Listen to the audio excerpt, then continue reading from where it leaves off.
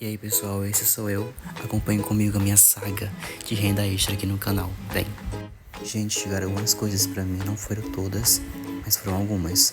Como a peneira pra mim poder tirar o acesso do brigadeiro. Também os bicos pra poder fazer o recheio. Achei muito legal.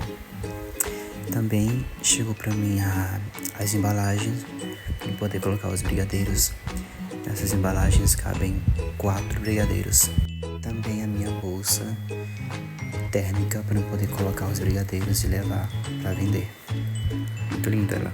Cabe mais ou menos 6 a 12 brigadeiros, caixinhas na bolsa dentro. Aí tem outro repartimento que cabe mais 4. Porém eu consigo colocar somente 6.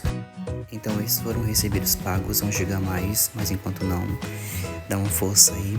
Acompanhe minha saga de renda extra aí pra vocês. Tchau.